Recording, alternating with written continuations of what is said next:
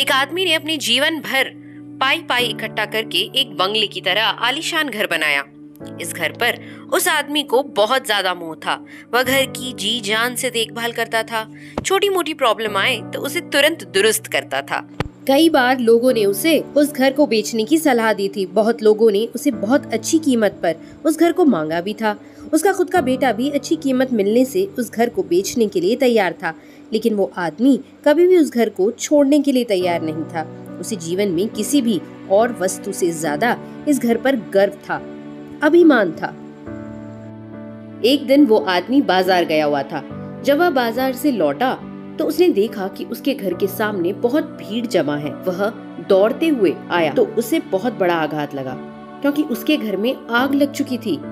अपने सबसे प्यारे घर को ऐसे आग में जलते हुए देखकर वह अधमरा सा हो गया। उसे समझ में नहीं आ रहा था कि वह क्या करे।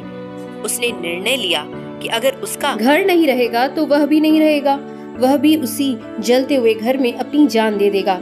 अपने दुख में जब वो आदमी जलते हुए घर में जाकर अपनी जान देने गया, तब वहाँ तमाशा देख रहे लोगों में से एक ने उसे रोक लिया और उसे कहा कि क्यों बेवजह अपनी जान देना चाहते हो, क्योंकि अब यह घर तुम्हारा नहीं है। एक दिन पहले ही तुम्हारे बेटे ने इस घर का सौदा किसी के साथ कर दिया था। जैसे ही उस आदमी को इस बात का पता चला, उसका सारा दुख खत्म हो गया। अब वह आदमी भी वहीं बाकी लोगों की तरह खड़े होकर उस घर के जलने का तमाशा देखता रहा। जब वहाँ पर उस आदमी का बेटा आया तो वह आदमी अपने बेटे के पास जाकर उसे कहने लगा, जरूर मैंने पिछले जन्म में कई पुण्य किए होंगे, इसलिए मुझे तुम्हारे जैसा बेटा मिला। अगर तुमने इस घर को सही समय पर बेच न दिया होता तो आज मेरी जान चली जाती। तुमने इस घर को सही समय पर बेचकर मेरी जान बचा ली बेटा। बाप की बातें सुनकर बेटे का मुंह उतर गया। उसने बड़े दुख के साथ कहा कि पापा, मैं इस घर का सौदा करने के लिए जरूर गया था, लेकिन अभी इस घर का सौदा पक्का नहीं हुआ था।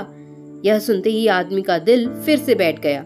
वह अपना सर और छाती पीट पीट कर रोने लगा और कहने लगा कि मैं बर्बाद हो गया। पहले किसी और का घर जल गया, यह जानकर जो उसे खुशी हुई थी, वह अब उसका घर है यह जानकर दुख में बदल गई। दोस्तों, इस कहानी से हम बहुत अच्छी तरह से समझ सकते हैं कि दुख का कारण किसी भी चीज को अपना मानना होता है।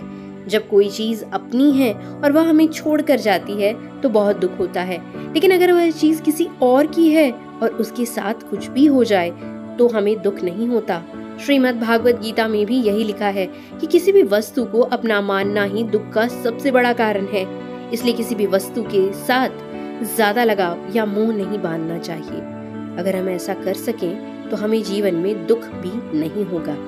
ये छोटी सी कहानी अगर पसंद आई हो तो लाइक, शेयर और सब्सक्राइब जरूर करिएगा हमारे चैनल को ऐसी ही खूबसूरत कहानियों के लिए।